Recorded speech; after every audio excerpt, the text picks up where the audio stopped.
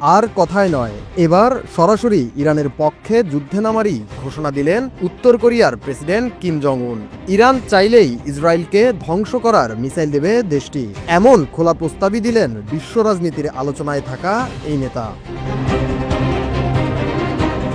মঙ্গলবার প্রকাশিত এক প্রতিবেদনে কিম বলেন, ইরান চাইলে ইসরায়েলের বিরুদ্ধে যুদ্ধ চালাতে ক্ষেপণাস্ত্র দেব, ইসরায়েলকে মুছে দিতে শুধুমাত্র একটি মিসাইলই যথেষ্ট।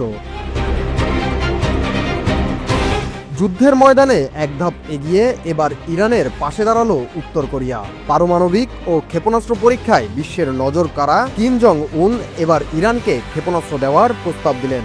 ইরানের জন্য ক্ষেপণাস্ত্র সরবরাহের ঘোষণা, যা ব্যবহার করা হবে ইসরায়েলের বিরুদ্ধে।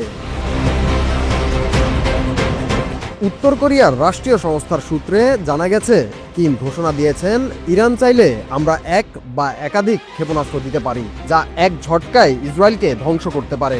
এই ভাষ্য আসলে ইরানের প্রতি ভ্রাতৃত্ব ও আত্মরক্ষার কৌশল।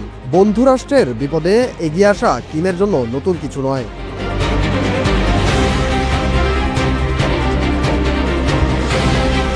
মার্কিন ও ইসরায়েলি বাহিনীর ইরানে হামলাকে ঘিরে বৈশ্বিক উত্তেজনা এখন তুঙ্গে।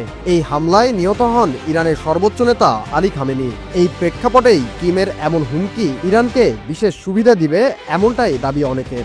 উত্তর কোরিয়ার রাষ্ট্রীয় মিডিয়া এই হামলাকে বেপরোয়া এবং আক্রমণাত্মক যুদ্ধ হিসেবে আখ্যায়িত করেছে।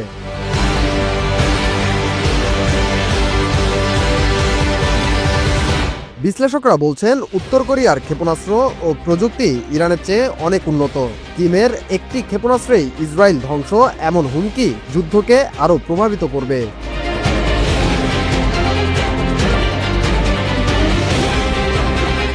সামাজিক যোগাযোগ মাধ্যমে ইতোমধ্যেই কিমের ঘোষণা নিয়ে ঝড় উঠেছে। পক্ষে বিপক্ষে চলছে চুলচেরা বিশ্লেষণ। ইসরায়েলকে হুমকি দেওয়ার ঘটনা কিমের কাছে নতুন কিছু নয়। এর আগেও ইসরায়েলকে হুমকি দিয়ে ইরানের প্রতি সমর্থন প্রকাশ করেন এই নেতা।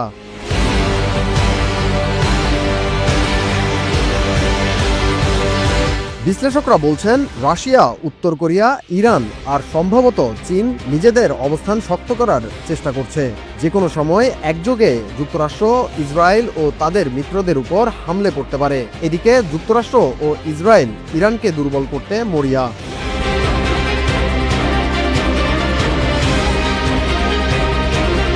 কিমের এই ঘোষণায় এখনো কোনো মন্তব্য করেনি ইসরায়েল। তবে নতুন করে ইরানের বন্ধু দেশগুলো যুদ্ধে যোগ দিবে বলে ধারণা করছেন বিশ্লেষকরা।